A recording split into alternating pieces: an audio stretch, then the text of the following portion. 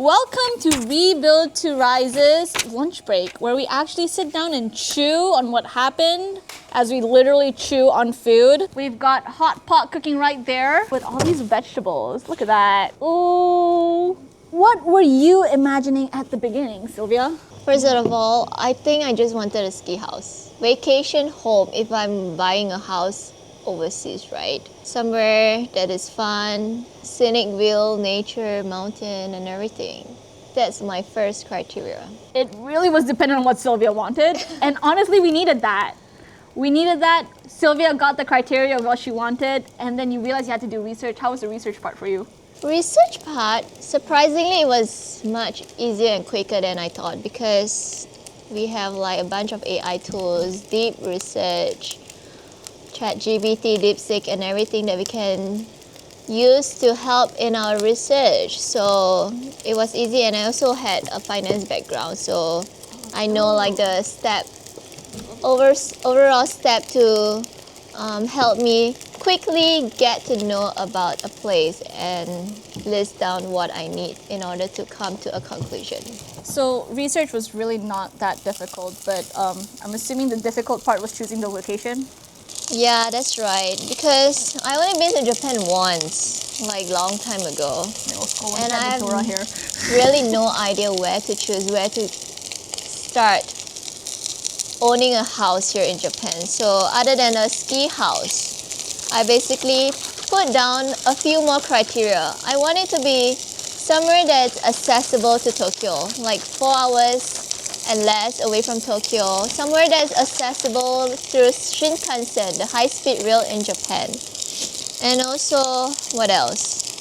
Somewhere that has affordable property, not too expensive like Hakuba Valley.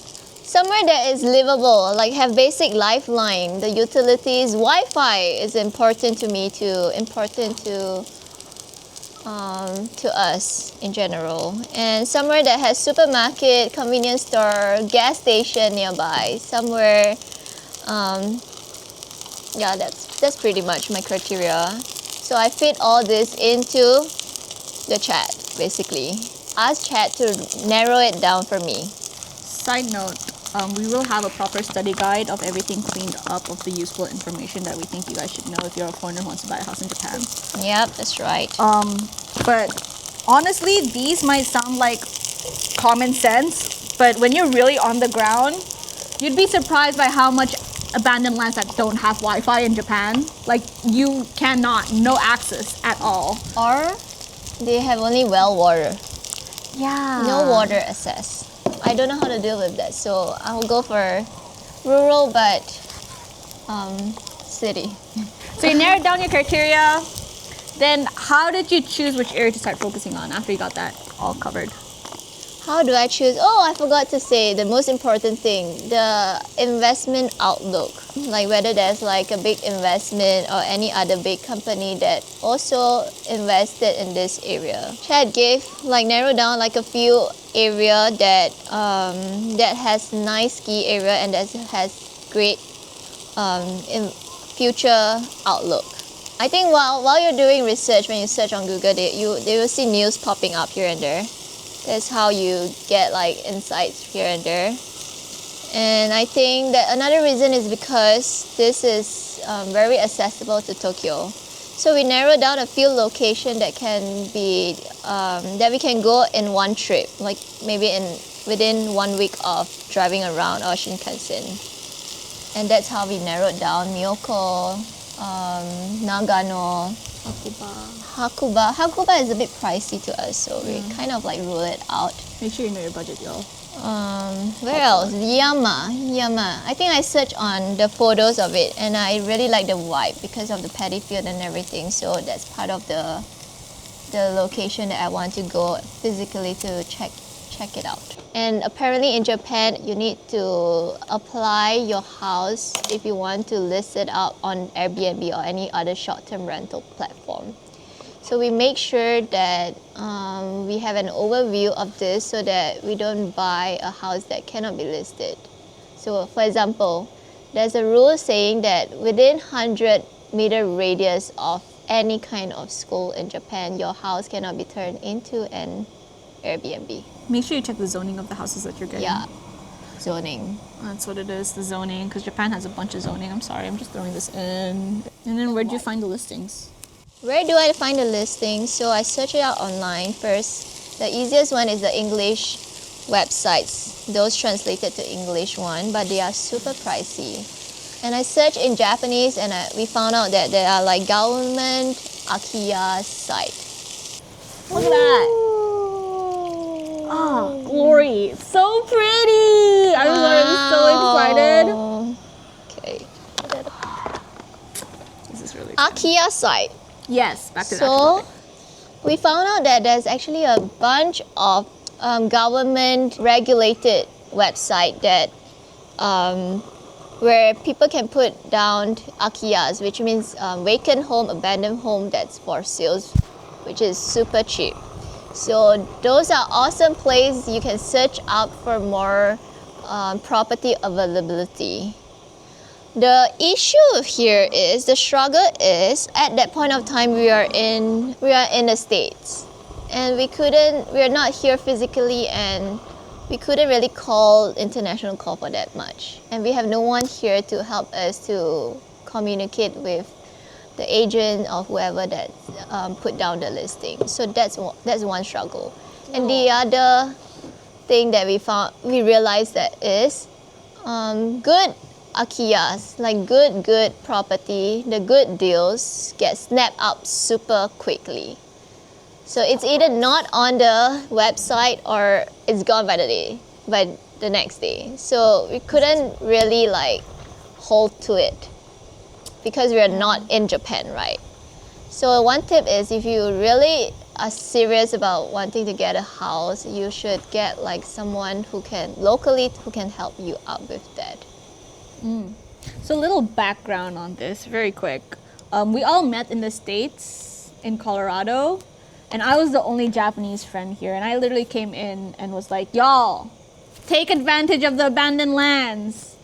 And that's pretty much how this whole rolled out into this, and we built Rise and everything. So we were stuck in the States, I had to be there for a couple of months, and we were trying to do research in the States the whole time, even though we had this vision. We tried calling from the States, that really did not work out well. So I thought everyone take a trip to Japan! And we came. We came, had to physically decide on coming here. Had a 1-week trip in Niigata. We were watching the viewings, we saw all of that, but something special happened when we were looking at the houses. What happened? What happened? So a friend of ours have a word of knowledge that the agent's back is hurting. So he asked him, and then he's open for us to pray for him. So we believe in healing in the name of Jesus. So we lay hand on him, and he felt a hit running around the back, and he was healed instantly. It was really cute. I want to put a little take into this because I was a translator of all this. So just a little background story on all of us. We met in Bible college, by the way. So all of us met in Bible college in Colorado. And for me, this whole idea popped up because I really wanted to bring Jesus to Japan, honestly. But I don't want to be that person who's like religiously, go get Jesus or nothing type of person. I don't like that. Because honestly, since Jesus changed my life, I believe that he can actually change everybody's lives as well. And if we truly believe in that, then our lives are supposed to overflow and show that. Yeah. So as we were doing the whole business trip, since it was technically within the Japanese mission trip as well, we were always constantly reminding ourselves that we're doing this all for Jesus because of how good of a God he was. And it was all relying on him as well. Because regardless of how many people I called, things were just not moving at all. So that's a little side note for you guys to understand the situation. Mr. Anonymous actually was the one who got the word of knowledge saying that the real estate agent had pain in his body. It was really funny. I got to translate that. And as we were praying, we huddled up around him and prayed for him. He's really cute. It's like a 40-year-old uncle. Is it 40? I don't know, 50? Japanese old men don't usually have emotions, but seeing him getting excited, like, whoa, hatsui, hey, nani kore? that made my day. So he felt the heat. He got healed that instantly. And we shared the gospel to him. And he was like, I will do my best to get you the best house we could get. Worked out. And then technically was it the next day we got a phone call from him? The next few days. The day before we have to go back to Tokyo. We found nothing. We were chill. We're like, Jesus is on you. Yeah. So we were not really in rush to, like, if there's like a place that is really what we visioning or in our heart, then we'll get it. If not, we'll chill. Then for the next trip, we'll wait for the next trip. So we were literally just eating curry. We're like, well, that was a fun trip, eating curry, nobody talking about the houses anymore. And I get a ring, Shimotori-san, the real estate agent. Baika-san, I found the perfect house for you guys. And then I went and I was like, Shimotori-san found the perfect house for us. And they did not care. They're like, oh, really? The curry is really delicious. Oh, the tonkatsu is on top of the curry. And I was like, Shimotori-san, arigatou-san. Thank you so much, Shimotori-san. And then he was listing out all the details. It's 50 minutes away from a ski resort. It's a huge house, 8DK. And it has a gorgeous view with the rice paddies. And it has brand new tatamis and brand new ACs and just newly renovated. Blah, blah, blah, blah. And we're like, and I was trying to translate them to that, but they did not care. It's not that we did not care. They were just like, oh, good. We're focusing on good food. Whatever that was. And he was like, could you come today? Because this house is going to disappear. We're like, okay, sure. We'll come right after eating. We drive in there, and it's like this huge house, double the size of what we've been looking at. It was a wow moment for me because it is exactly what I imagined. The view, the paddy field, the sunlight that day, it was like, wow. And the forest behind it, the mountain behind, 360 view of like, 360 degree of views basically. And no obstruction of the view. Turns out the real estate agent gave us this info before putting out in the listing. So we had our inside info. It's an off-market deal. We got ourselves an off-market deal without knowing anything here. We made up our mind on the spot. We called our Malaysian partner, the other two partner. So we made a decision and put down 100,000 deposit on the spot. 100,000 yen, by the way, not dollars. Not dollars, sorry. 100,000 yen deposit. It's pretty cheap, pretty affordable. Deposit's not really a thing in Japan. It's really just putting in an interest form, and that's pretty much your deposit fee. That's why it could really go as low as 10,000. Is what Shimotori-san told me. I see. And remember how you guys were pretty shocked by how low the deposit was? I think a lot of people got shocked when they realized the deposit was that low. But any hoozle sticks, the purchase process. You want to give a little... Oh! Our agent prepared the contract for us, sent to us, and we also have to prepare some documents needed from our end because we are foreigners. So we needed the affidavit, certified passport copy, and what else? An incon stamp, and a limited power of attorney ready to sign the contract. I think the key document that is needed is affidavit to prove your identity, your address, your name is legal and is usable in another country. It has to be a notarized one according to our legal scrivener because of our treaty with Japan, Malaysia's treaty with Japan. And also we need power of attorney form because only one of us, so we have 4 partners, one of us are flying in to sign the contract. And we also need an incon for formality, apparently, to chalk our name on the legal document. Yeah. So while the agent prepared the contract for us and sent it to us, the legal scrivener will helps us with the title deed transfer after we paid in full. So another reason why it took slightly longer is because we are using Wise to transfer the money in tranches because there's a certain limit for our country. And overall, it took us like 6 weeks from putting down the deposit to getting the key. 6 weeks. So if you're ready, if you have someone in Japan and if you're very clear in your vision of what you want to get, I think you should be able to do it much quicker than us. Getting a Japanese friend who knows how to actually build a relationship with the Japanese locals is definitely the key. Because honestly, Japanese people, a lot of people have told us this while we were walking around, but they don't care about money as much as the other people do usually. They care about relationship building more. And I remember there was just another side story. I was helping another foreigner buy a house in Japan or get a specific land that she wanted. We walked in and we were like, tell me however much, I'll buy it for however much you want. And the Japanese dude actually took offense in that. He's like, that's not what it's about. I don't care about your money. And just keep that in mind. Maybe when you're searching for a house in Japan, just because you have a lot of money doesn't mean Japan's going to take you in. Because there's a Japanese pride, there's Japanese culture into it. So having a Japanese friend that helps you with that whole process is definitely like a good, good thing to keep in mind. Makes it so much easier for y'all. But anyway, you guys got the house. That's right. Got the house. And if you guys get the house, everybody knows you need to know the upkeep of it. I think overall you should budget in about 8 to 10% on top of the purchase price for legal fee, agent fee, property taxes, stamp duty, and all these fees that might come along. So that's one thing to note.